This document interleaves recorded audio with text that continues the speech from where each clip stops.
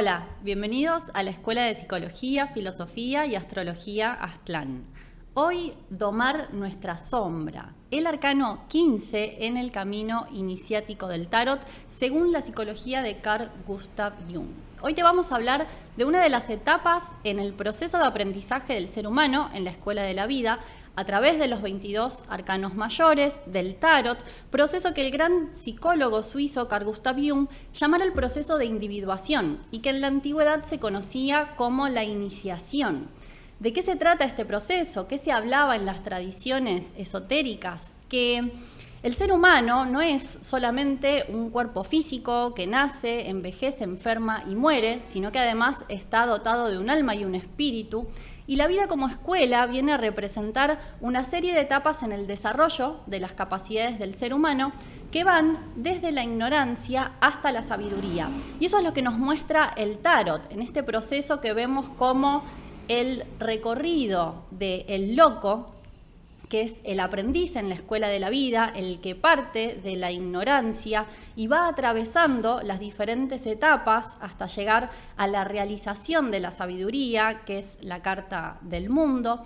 En este proceso, el héroe o la heroína, representado en el arcano del loco, el arcano 0, va adquiriendo conocimiento y experiencia. Y hoy vamos a hablar del arcano número 15, que es el arcano del diablo. Vamos a ver la imagen aquí del tarot de Marsella que estamos viendo. Y vamos a hablar un poquito del significado profundo de este arcano, porque seguramente ya la palabra, hablar del diablo, nos evoca una cantidad de asociaciones predeterminadas, así como también ver la imagen, ¿no? Si nos detenemos a ver esta carta del tarot, seguramente nuestra mente de forma inmediata asocia esta figura al mal. Sin embargo, vamos a ver lo que yace oculto detrás de esta imagen y vamos a ver que es mucho más complejo que la mera representación del mal. De eso te vamos a hablar hoy y para eso consideramos que es mucho más apropiado para entender los arcanos como procesos psicológicos recurrir a la gran psicología que dejara Carl Gustav Jung, quien estudiara además del tarot muchos otros conocimientos de la antigüedad como la alquimia, la astrología, el I Ching, el oráculo que viene de la antigua China. Y aquí entonces, para abordar este arcano, consideramos muy apropiado para poder desentrañar toda la energía implícita en esta imagen, utilizar el proceso psicológico y espiritual que Jung llamó la sombra, que nos enfrenta al poder creador o destructor en el ser humano, donde hoy en día lamentablemente vemos que funciona más como una fuerza de destrucción y de autodestrucción también. Como parte del desarrollo y evolución de la conciencia, una idea que no tiene lugar en una concepción materialista de la vida y en una concepción donde la ética ya no juega papel alguno, no tendría sentido hablar del mal. De ahí que esta carta en general se asocia o se le dan explicaciones muy confusas. Acá nos interesa en relación a estudiar de forma psicológica la figura del diablo, hablar del arquetipo, ¿sí? Vamos a estar hablando de qué representa como símbolo, no como se lo ha tomado históricamente como una entidad física o etérea que habita en algún lugar en el centro de la tierra, en el infierno, que lo vemos representado en múltiples literaturas, en películas hoy modernas, en fantasías individuales. Vamos a explicar el proceso psicológico que llamamos el mal, ¿no? Y no hablar de una entidad que está ahí en algún lugar o algún personaje, como vemos en las películas, no es Al Pacino del abogado del diablo o demás, ¿no? En cualquier proceso de la vida está presente esta concepción, esta dualidad entre el bien y el mal. Por ejemplo, podemos pensar un ser vivo como un vegetal. ¿Cuál es el bien de la vida en el vegetal? El bien es todo lo que le permite crecer.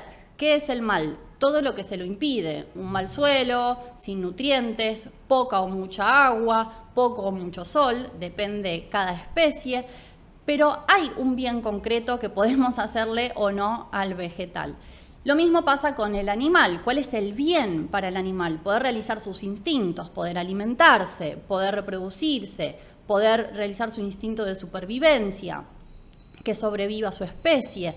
Y todo lo que se lo impide llamamos el mal para el animal. Y del ser humano, esta carta guarda este misterio. ¿Qué es aquello que nos aleja de convertirnos en verdaderos seres humanos? Y esta idea, esta figura como símbolo, que vamos a ver que muestra estos peligros justamente de alejarnos de nuestra naturaleza humana, existió desde siempre en las culturas antiguas. Vamos a ver diferentes representaciones que había de este proceso psicológico de tomar conciencia del mal en la existencia en diferentes culturas. Vamos a ver que se lo representaba con simbolismos del mundo animal, no como una figura totalmente humana, sino muchas veces se lo representaba como bestia. Por ejemplo, en el antiguo Egipto era el dios Set, que representaba lo oscuro, representaba la sequía, era el señor del caos, era el que representaba lo contrario a la vida. Fíjense que se lo representaba siempre con cabeza de perro y también tomaba forma de cocodrilo o serpiente. En la mitología es el que luchaba contra Horus, que era el dios de la luz, representando esta eterna lucha entre la luz y la oscuridad, entre el bien y el mal. En la tradición, por ejemplo, de la Mesopotamia, había una deidad llamada Pazuzu, que era el rey de los espíritus malignos. Se decía que era el que traía las tormentas, traía las pestes, las plagas, el delirio también afectaba lo psicológico y las enfermedades y las fiebres, por ejemplo. Fíjense que este símbolo, vamos a ver que aparece en la carta que estamos analizando hoy, la forma en la que está levantada la palma de la mano derecha apuntando hacia adelante o hacia arriba y la izquierda apuntando hacia abajo, lo cual representa una dualidad complementaria, la vida y la muerte, la creación y la destrucción en este mismo arquetipo. Otra deidad es, por ejemplo, Tiamat, de la antigua Babilonia, que era la diosa babilónica del caos, que tenía forma de murciélago con garras y cuernos. Vamos a ver que todo esto aparece en el diablo del tarot. También en las tradiciones orientales había representaciones divinas de el mal, del oscuro, de lo que aleja de la naturaleza humana. En el budismo, por ejemplo, la diosa Mara, que intentó evitar que Buda alcanzara la iluminación, tentándolo cuando estaba sentado debajo del árbol Bodhi, previo a alcanzar el nirvana, la iluminación. En el hinduismo, la diosa Kali, la diosa de la destrucción.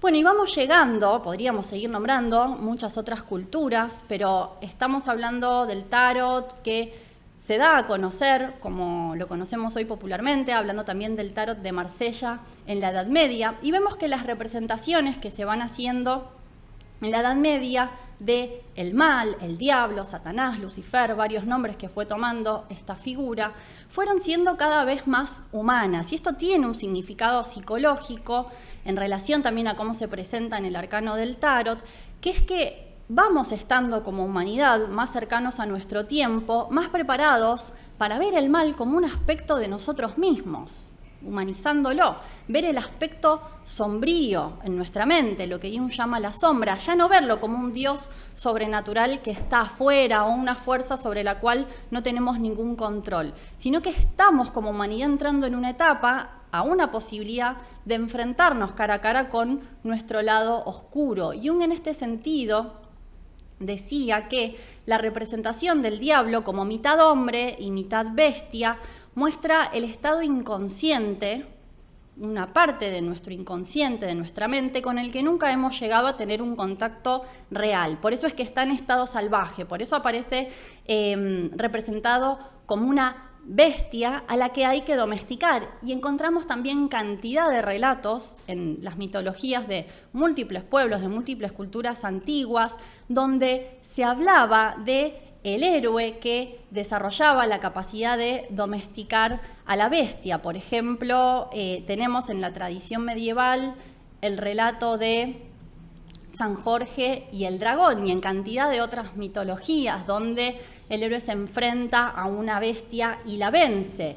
Y no la mata y no la elimina, sino que la domina, toma, se hace de esa energía. Lo mismo, por ejemplo, en el budismo zen. Hay todo un relato en pasos en el que el practicante domina a un buey, que es el dominar un aspecto salvaje, descontrolado, que puede ser destructivo de la propia mente. Pero en nuestra escena, aquí en el arcano número 15, vemos en primera instancia el proceso inverso, porque vemos a los que deberían ser los humanos, que están aquí abajo como especie de súbditos del diablo, los vemos transformados en bestias, dominados por este diablo. En la representación del diablo que se hace aquí, nos muestra un gesto y una expresión de orgullo, de arrogancia, está en un pedestal, lo cual se muestra como una autoridad del mal, podríamos decir en principio, de la destrucción. Y si analizamos cómo se forma esta bestia maligna, vemos que hay varias partes que se combinan, entonces no podemos saber bien qué es, no podemos definirlo porque tiene partes humanas femeninas, masculinas, tiene también garras de buitre, alas de murciélago, cuernos de ciervo. Nos genera, si nos sentamos a analizarla y nos detenemos a observar la escena, quiero definirlo, quiero saber qué es, me confunde, nos genera confusión. Y esa es una característica de lo que vamos a llamar como el proceso del mal, que es la ignorancia. Es el no saber, es el estar en confusión. Un estado de confusión es donde todo está mezclado, no sé cómo actuar, no sé cómo obrar y por ende cometo errores. En su expresión, el diablo nos hace un saludo burlón como un niño despreocupado de que está destruyendo todo lo que no le es propio en su orgullo, en su egoísmo, y se siente poderoso, se siente invulnerable. Pero vamos a ver algo muy especial y que nos da una clave a entender cómo se desarrolla este proceso psicológico, que es la espada que está sosteniendo y la forma particular en la que lo hace. La espada, que también aparece en el tarot en la carta de la justicia, el arcano número 8, representa el principio del logos, nuestra capacidad de discernir. Logos es conocimiento, discernir como lo hace la espada, que corta el velo entre la ilusión y lo real, entre lo falso y lo verdadero. Nos permite, el discernimiento que nos permite saber qué es cada cosa. Es exactamente lo opuesto a la confusión, donde todo está mezclado y caótico.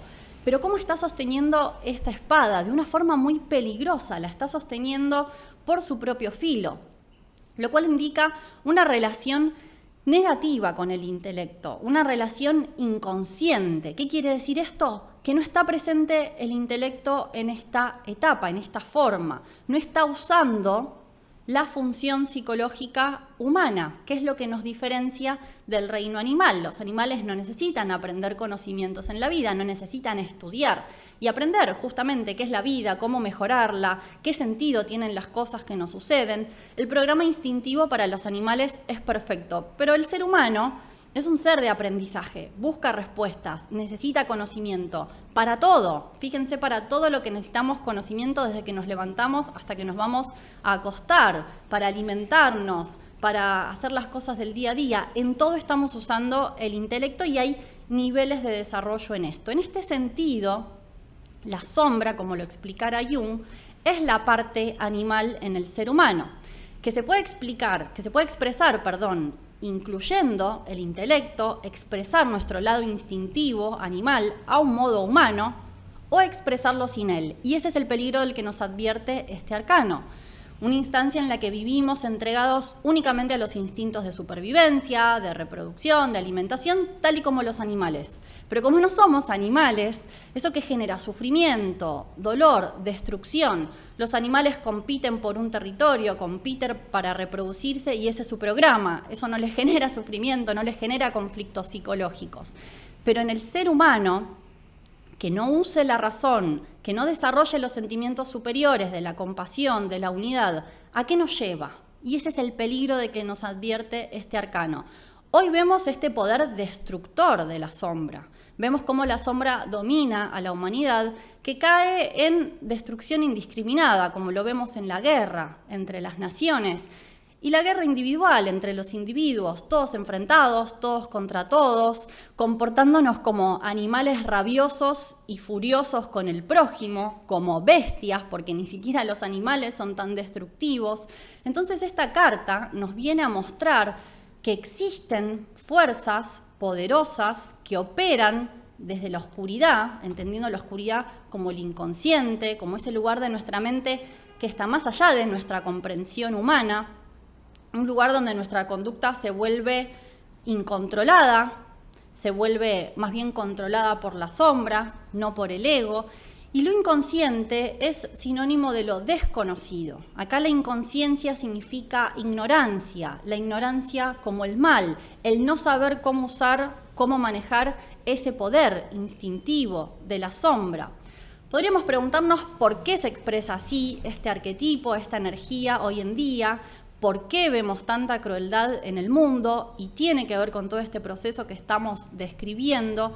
Y acá también podemos ver un tema histórico, porque los arquetipos operan siempre en todas las culturas, como ya veíamos, pero en la expresión colectiva y por lo tanto individual, en cada etapa de la historia, hay una forma particular de aprendizaje. Y hoy en día hemos llegado, como parte del desarrollo de los últimos siglos, a un estado en el que el ego está tan alejado de lo inconsciente, tan separado, escindido, que lo inconsciente cobra más fuerza. Y acá hablamos también de la sombra, estas fuerzas instintivas que han sido negadas en la historia, se fueron volviendo cada vez más y más destructivas. ¿Negadas en qué sentido? Se hablaba de que la carne era pecadora, se negaba al cuerpo, a los instintos. Luego vino la diosa razón del iluminismo y siguió negando los instintos, que tuviesen un poder, que hubiese una sabiduría allí. Y luego vino la idea del Homo sapiens, donde desde la ciencia, desde nuestro racionalismo,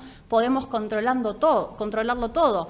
Se fue dando cada vez más este fenómeno que aparece perfectamente reflejado, esta, como hablábamos recién, división, separación entre un ego que se cree que ya es sabio, que es el Homo sapiens, que todo lo puede controlar, pero después en el día a día concretamente vemos que es muy poco lo que controlamos de lo que nos sucede día a día, que el poder hoy lo tiene la sombra, y esto quedó perfectamente reflejado en una obra de la literatura inglesa escrita por el escritor Stevenson, que es El extraño caso de Dr. Jekyll y Mr. Hyde, donde el Dr. Jekyll era un hombre de una moral intachable, durante el día tenía una muy buena reputación, muy buenos modales, reconocido por su mérito como profesional, y por las noches tomaba su conducta, se transformaba incluso físicamente, una especie de alter ego que era Mr. Hyde, que representa a la sombra, que era un criminal, lo llevaba a cometer crímenes que eran impensados que pudiese hacer durante el día. Eso era un proceso del siglo XIX. Hoy, siglo XXI, quedó solo Mr. Hyde, ya ni siquiera aparece Dr. Jekyll en el poder que hemos dado a la sombra en el último tiempo. Esta fuerte división interior, entonces, y desconocer esa parte interior en nosotros, desconocer el mal en nosotros mismos, nos lleva a que todo origen de la maldad entonces se encuentra afuera. Toda la maldad, toda la fuerza de la destrucción está cada vez más alejada de nosotros mismos y en los demás. En otra época se decía, fue Satanás, un demonio que me llevó a hacer esto. Estaba poseído, lo tomó un demonio, y investiga y descubre que ese mismo estado de posesión es lo que hoy llamamos un ataque de histeria o estar tomado por un complejo. O en otro nivel, hoy en día, ellos son los que empezaron la guerra, él es el que hizo la primera provocación. Acerca de esto reflexionaba Jung y decía que ninguna de las guerras del pasado histórico, por ejemplo, se puede comparar con lo que son las guerras actuales del siglo XX entre las naciones supuestamente civilizadas, donde se emplean armamentos nucleares que arrasan con vidas humanas en segundos, que no se dan en campos de batallas, alejados de las poblaciones civiles, y que se dan en medio de las ciudades e incluso se dirigen a control remoto. En la antigüedad no se aplicaba el intelecto, y acá podemos estudiar otro tipo de relación entre los instintos y el intelecto, que es una de las claves que nos muestra esta carta, porque acá estamos hablando que está en juego el instinto de supervivencia, en las guerras, por ejemplo. En la antigüedad no se aplicaba el intelecto a hacer armas. Hoy la tecnología es para destruir. Antes la tecnología era para el desarrollo de las facultades mentales del ser humano. Los griegos, por ejemplo, que desarrollaron toda la ciencia, toda la matemática que usamos hoy, no podrían haber fabricado artefactos tecnológicos como los que tenemos hoy. Parece que conocían los peligros de una mente humana sin control, tomada por la sombra. Entonces, ¿cuál es el papel del diablo? ¿Es esta una carta mala? Como todos los arcanos, tiene un rol dentro del proceso global. Nos lleva a un aprendizaje. En la carta de Rider-Waite, en el arcano 15 de Rider-Waite, pone otro símbolo que nos puede ayudar a entender más el rol de este arcano. Y pone el símbolo de Adán y Eva. Si se fijan, estos dos súbditos ya no son esos dos personajes semi-bestias, semi-humanos que veíamos en la de Barsella, sino que toma a Adán y Eva. Y esto nos remonta al relato de la tentación por el fruto prohibido y la expulsión del paraíso.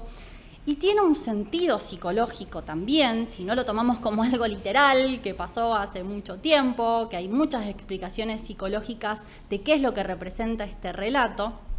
En la tentación que sufren Adán y Eva por parte del diablo disfrazado de serpiente de probar del fruto prohibido o el fruto del árbol del conocimiento del bien y el mal, eso es un proceso en el que si todavía viviésemos en ese paraíso, seríamos como niños en el jardín del Edén, sin una conciencia, viviendo puramente bajo los instintos, en un comportamiento totalmente mecánico, como el de los animales, que solamente siguen su programa instintivo, pero el ser humano no, el ser humano tiene una conciencia autorrefleja, puede darse cuenta de que existe, como decía Descartes, pienso, luego existo, conocerse a sí mismo, como decía Sócrates. Adán y Eva caen en la tentación y en la expulsión del Edén, y eso es para que puedan realizar conscientemente su naturaleza humana. Indica una responsabilidad, que es lo que se conoce como elección moral, palabras que hoy están borradas del diccionario de la neolengua. Al ser expulsados del paraíso, conocer que existe el bien y el mal, tienen la libertad, tenemos como seres humanos la libertad de elegir qué camino tomar para retornar a ese estado inicial, ideal, con conciencia, o seguir viviendo en el sufrimiento de la ignorancia. En esa situación se encuentra la pareja de estos dos personajes que está en la carta. Nos encontramos toda la humanidad en la situación de enfrentar y vencer a los demonios interiores para convertirnos en verdaderos seres humanos. Como te decía hace un rato, en todas las tradiciones espirituales de Oriente consideraban el aspecto demoníaco como parte de la divinidad, de la gran mente cósmica, de la mente universal. En el budismo, por ejemplo, estaban los guardianes de los templos, que eran las deidades iracundas, representando estados emocionales que debían ser transformados.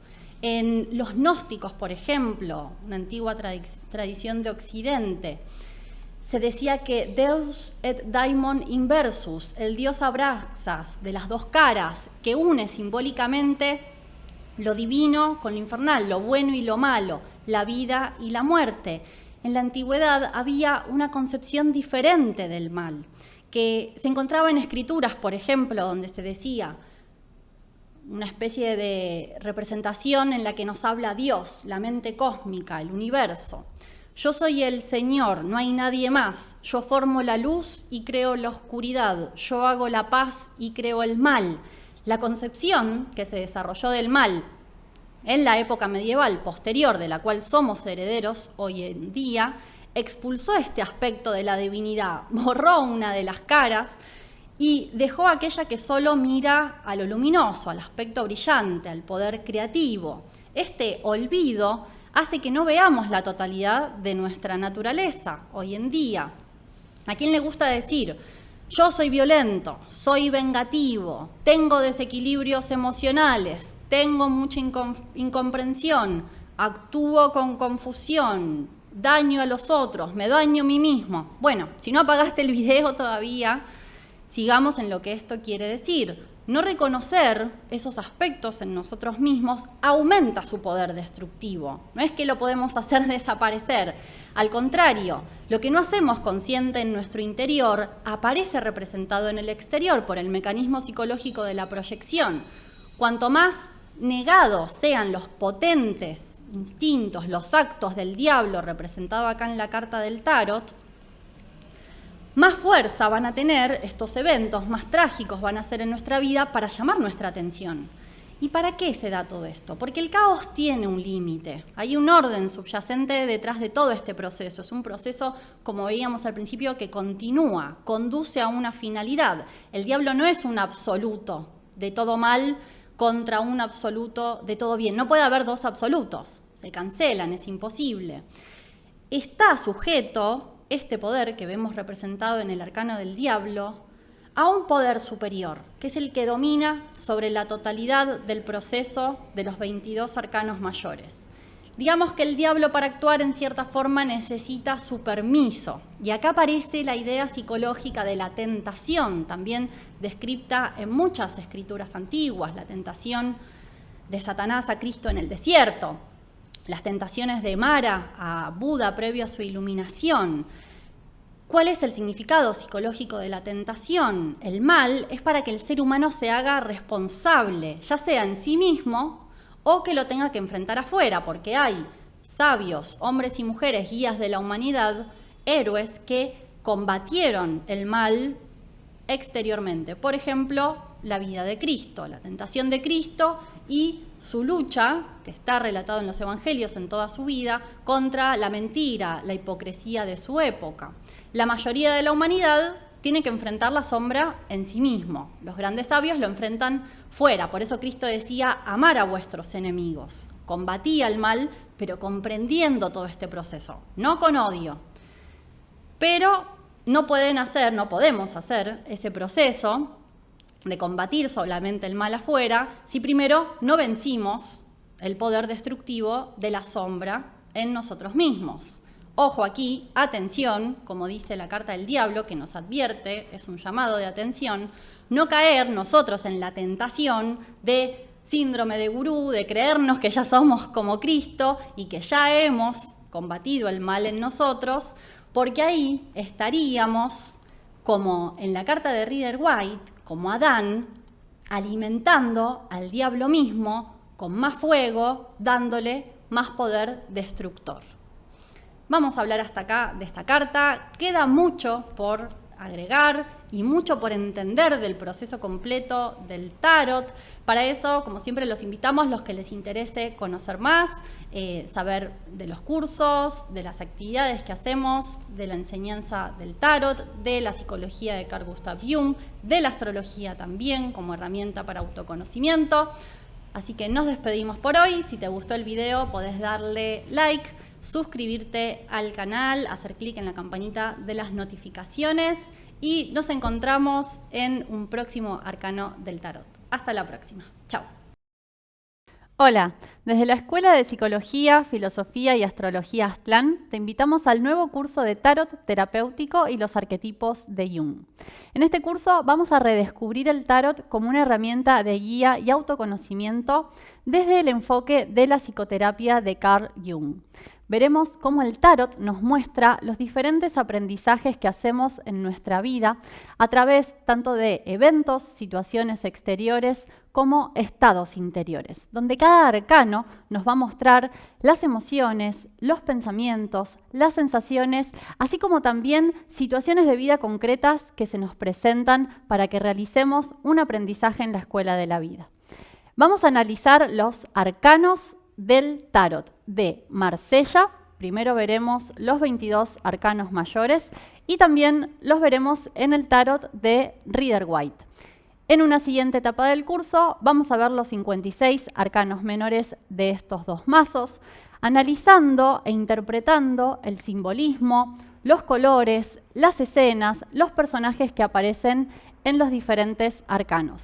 Vamos a ver qué procesos psicológicos se relacionan con cada uno de ellos, así como también la relación con la astrología. los planetas y los signos asociados a los arcanos del tarot. Veremos también ejemplos de cómo realizar consultas, tiradas de tarot, qué tener en cuenta a la hora de preguntar, cómo prepararnos para consultar al tarot y qué tipo de tirada va a ser mejor según la inquietud que querramos responder. Abajo te dejamos la información de cómo participar. Te esperamos. Chao.